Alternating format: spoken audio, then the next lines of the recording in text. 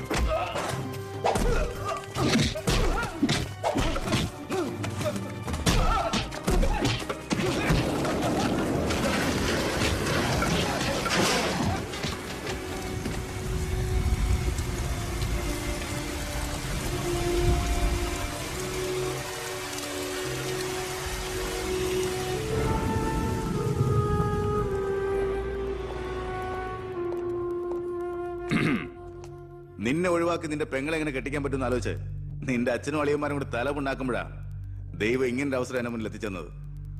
ആദ്യം നിന്നെ സപ്പോർട്ട് ചെയ്യുന്ന CI വിജയനെയും ഗ്രൂപ്പിനെയും ഒരു അന്വേഷണത്തിന്റെ ചുമതല കൊടുത്ത് ഞാൻ സേലത്തേക്ക് അയച്ചു.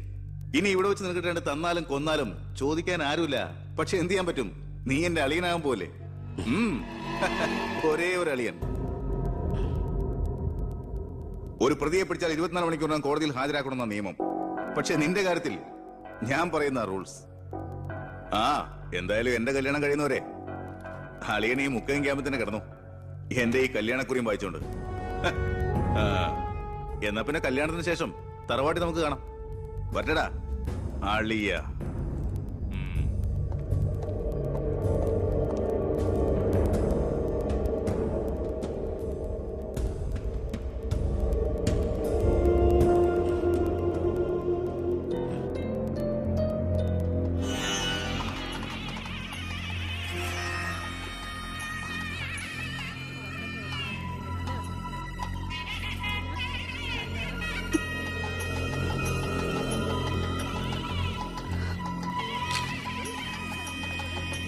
ഇതുവരെ റെഡി ആയില്ലേ?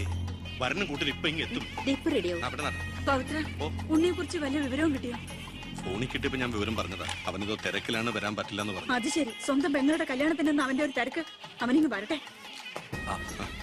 പബ്ലിക് വല്ല അടിച്ചു കയറുന്ന റോഡിൽ ഫുൾ. അതൊക്കെ ഞാൻ നോക്കിക്കോളാം. വേറെ കുഴപ്പമൊന്നുമില്ലല്ലേ മകളെ? എല്ലാം റെഡിയാ? കുഴപ്പമൊന്നുമില്ലല്ലേ? അച്ഛൻ ടെൻഷൻ അടിക്കാതെ 2-3 VIP സീറ്റുകൾ ഒഴിച്ചിടണം. കേന്ദ്രമന്ത്രി വിശാൽ ശർമ്മ എയർപോർട്ടിൽ എത്തിക്കാനായിട്ടും. ഓക്കെ.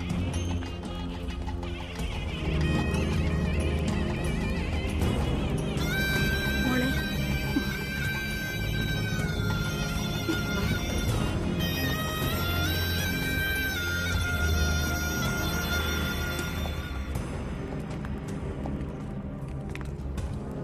7 ദിവസം മുഖ്യം ക്യാമ്പിൽ കടത്തിയിട്ട് ജഡ്ജ്മെന്റ് പറഞ്ഞു കേട്ടില്ലേ? ഇന്നലെ ഉച്ചയ്ക്ക് കസ്റ്റഡിയിലെടുത്താണെന്ന്. എന്തായാലും FIR ശിക്ഷ ഇളവ് കിട്ടാനുള്ള ചാർജേ ഉള്ളൂ.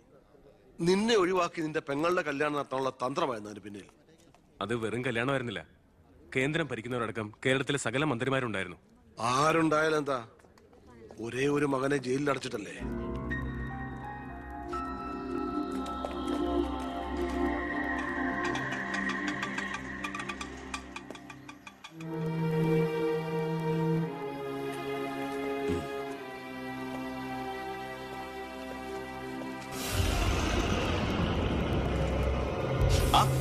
ഇതാര്? അളിയോ,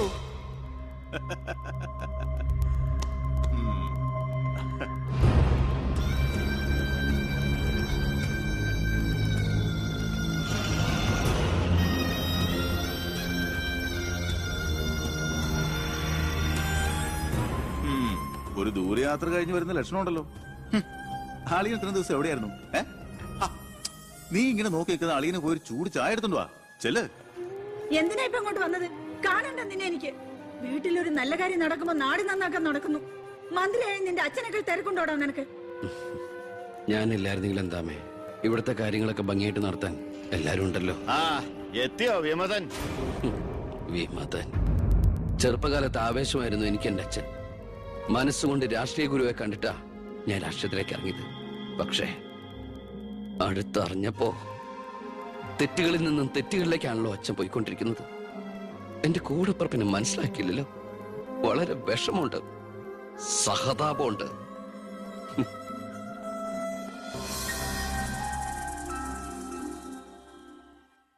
കൂട്ടക്കൊല നടന്നതിന്റെ പിറ്റേന്ന് മൈതാനത്തിലെത്തിയ ഭഗത് സിംഗിന് അവിടുത്തെ കാഴ്ചകൾ കണ്ട് സഹിക്കാൻ പറ്റില്ല.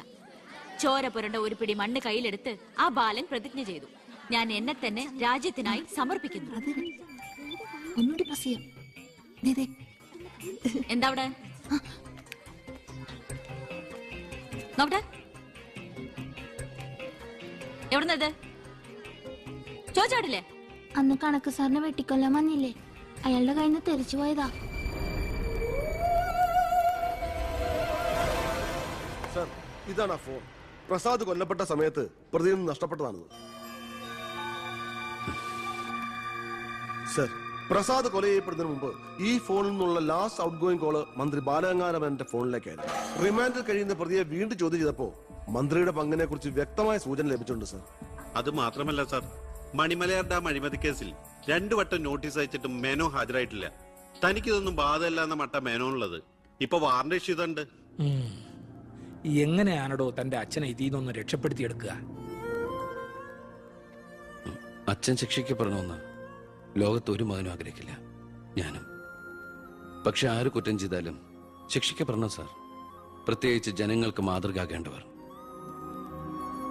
ശിക്ഷയിൽ നിന്ന് രക്ഷപ്പെടുമ്പോഴാ വീണ്ടും വീണ്ടും തെറ്റുകൾ ചെയ്യാനുള്ള ആത്മധൈര്യം കൂടുന്നത്.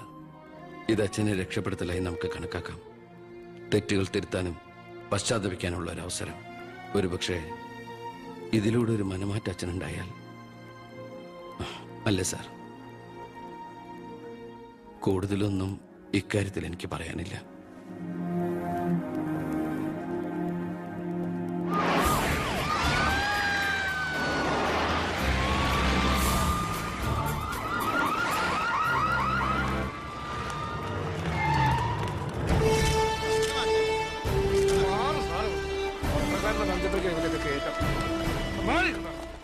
നിങ്ങളോട് വെയിറ്റ് ചെയ്യൂ സർ. അച്ഛാ, ഹർഷം വരുന്നു. അച്ഛാ, മുഖ്യമന്ത്രിയുടെ ഓർഡർ കൈ കിട്ടി അല്ലേ? അച്ഛനെ അറസ്റ്റ് ചെയ്യാൻ മരുമകന് ഡ്യൂട്ടി.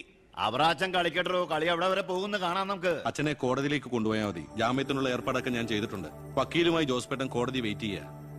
നീ എങ്ങനെ എന്നെ കൊണ്ടുപോകുന്നത്? കാറിൽ ഫോളോ ചെയ്താൽ കാറിലോ? എന്റെ പട്ടി വരും. പോലീസ് ജീപ്പിന്റെ പിന്നിലിട്ട് തന്നെ എന്നെ കൊണ്ടുപോകണം. അതിനു മുമ്പ് ഈ മുറ്റത്തിട്ട് എന്നെ തല്ലി ചതയ്ക്കണം, മുടുമുണ്ട് വലിച്ചു പറിക്കണം. പിന്നെ പത്രക്കാരോ ചാനലുകാരോ ചോദിച്ചു കഴിഞ്ഞാൽ മുഖ്യന്റെ സ്പെഷ്യൽ ഓർഡർ ആണെന്നൊക്കെ പറഞ്ഞേക്കണം. ഇതൊന്നും നീ ചെയ്യണ്ട, പോലീസുകാരെ കൊണ്ട് ചെയ്യിച്ചാൽ മതി. അയ്യോ, ഓ, ഇത് മുഖ്യമന്ത്രിയെ താഴെ ഇറക്കാനുള്ള കുശാഗ്രവതി ഇല്ലേ? എന്റെ പൊന്നെ, ഞാൻ എന്തുവായി കേൾക്കുന്നേ? ഗുരു എന്നെ ഒന്ന് അനുഗ്രഹിച്ചാട്ടെ. അനുഗ്രഹമൊക്കെ അവനോട് വാങ്ങിച്ചാൽ ബുദ്ധി. കാര്യങ്ങളൊക്കെ നമ്മുടെ പോലീസുകാരോടൊന്ന് പറഞ്ഞേക്കാം. ജയ്,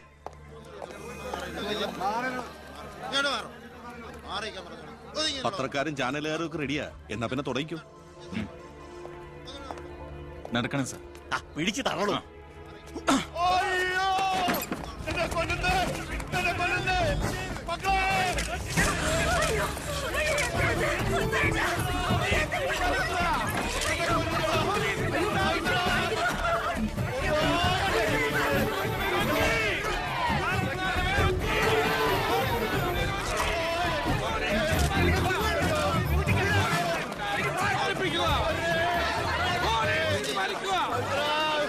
Arriba,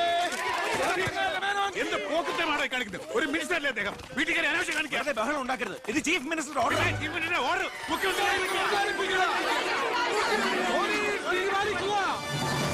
നമസ്കാരം. പ്രധാന വാർത്തകൾ. മന്ത്രി ബാലഗംഗാധര മേനോന്റെ അറസ്റ്റിൽ പ്രതിഷേധിച്ച് കേരളത്തിൽ പലയിടങ്ങളിലും അക്രമങ്ങൾ.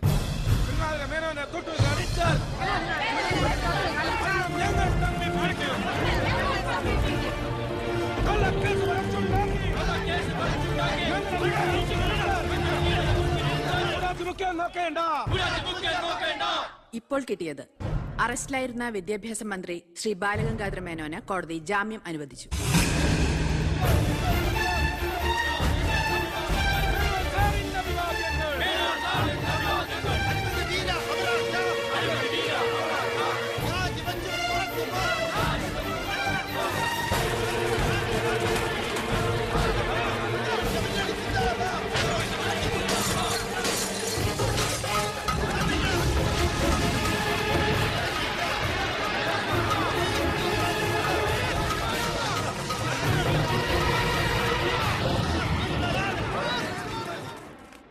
എടോ മേന്നെ, എന്നെ താഴെ ഇറക്കാൻ താൻ കളിച്ച കളി വളരെ ചീപ്പായി പോയി.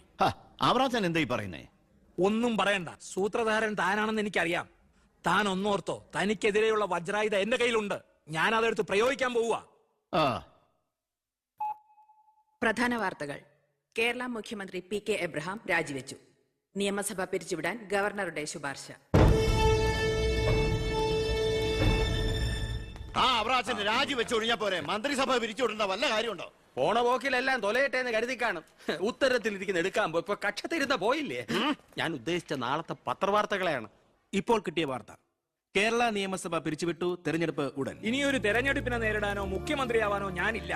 അതെന്താ? KDF ഭൂരിപക്ഷം കിട്ടില്ല എന്ന് കരുതിയിട്ട്? അല്ല, ഒന്നുകൂടി ആലോചിച്ചിട്ട്. ഇല്ലടോ, എനിക്ക് മടുത്തു. വേണ്ട, ഞാൻ നിർബന്ധിക്കുന്നില്ല. അപ്പൊ പിന്നെ അടുത്ത മുഖ്യമന്ത്രി എന്താ ഇത്ര സംശയം? താൻ തന്നെ. എന്താ? എന്തു പറ്റി? ഒന്നുമില്ല. ഇനി മുഖ്യമന്ത്രി സ്ഥാനത്തേക്ക് പറ്റിയ ഏക നസ്രാണി താൻ മാത്ര. മുഖ്യമന്ത്രി തൊമ്മൻ ചാക്കോ. ഞാനിത് സ്വപ്നത്തിൽ പോലും ആഗ്രഹിച്ചിട്ടില്ല. ഒന്ന് ചുമ്മാ പോടോ.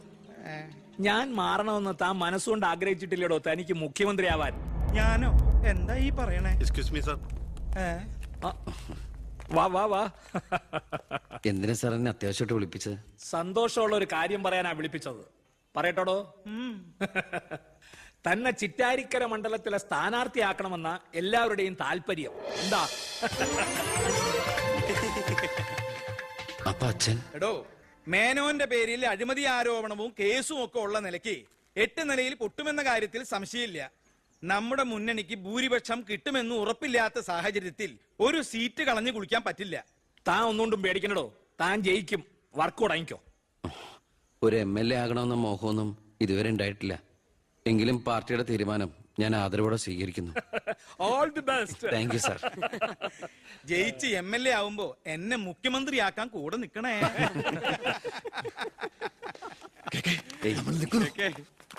ഞാൻ ജീവിച്ചിരിക്കുമ്പോ ചിറ്റാരിക്കര മണ്ഡലത്തിൽ പുതിയൊരു സ്ഥാനാർത്ഥിയെ കുറിച്ച് ചിന്തിക്കേണ്ട കാര്യമില്ല. അത് നടക്കില്ല.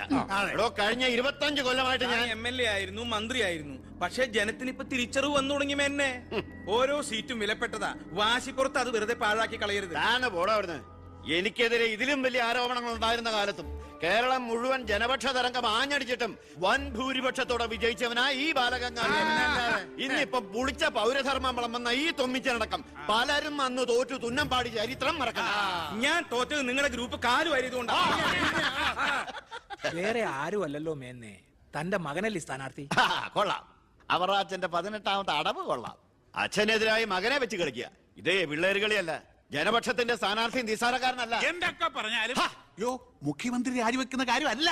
പിന്നെ ചിറ്റാരിക്കര മേനോൻ സാറിന് തന്നെ വേണം. അതൊഴികെ മറ്റെല്ലാ സ്ഥാനാർത്ഥികളെയും നമുക്ക് അംഗീകരിക്കാം. പക്ഷേ മേനോൻ സാറിനെ മാറ്റി നിർത്തിക്കൊണ്ടുള്ള ഒരു ഒത്തുതീർപ്പിനും ഞങ്ങൾ ആരും തയ്യാറില്ല. അതെ, മേനോനെ സ്ഥാനാർത്ഥിയാക്കിക്കൊണ്ടുള്ള ഒരു ഒത്തുതീർപ്പിന് ഞങ്ങൾ നേരല്ല.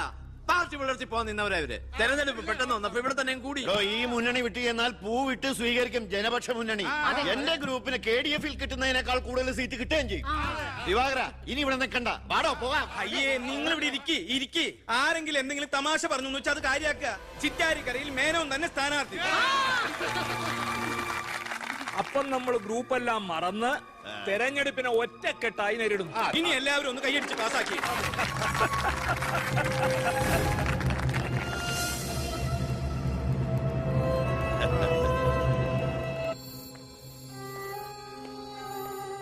വിഷമിക്കണ്ടോ, താൻ ചെറുപ്പമല്ലേ, ഇനി അവസരമുണ്ട് ഒരുപാട്. എനിക്കൊരു വിഷമമില്ല സാർ. ഒരു MLA ആകാൻ വേണ്ടി വ്രതം നോറ്റടക്കുന്ന ഒരാളല്ല ഞാൻ. അധികാരത്തിന്റെ അപ്പകഷ്ണം കിട്ടാൻ ചെയ്തു കൂട്ടിയ നെറുകേടുകളൊക്കെ പരസ്പരം മറക്കും, എല്ലാം പൊറുക്കും, എല്ലാവരും ഒന്നാക്കും. അധികാരം കിട്ടിക്കഴിയുമ്പോൾ പിന്നെയും തമ്മിൽ തല്ലും, പിരിയും. പക്ഷേ കൂടെ നിൽക്കുന്ന എന്നെ പോലുള്ള അണികൾക്ക് അത് ചിലപ്പോൾ ഉൾക്കൊള്ളാൻ കഴിഞ്ഞെന്ന് വരില്ല, എളുപ്പം ദഹിച്ചെന്ന് വരില്ല.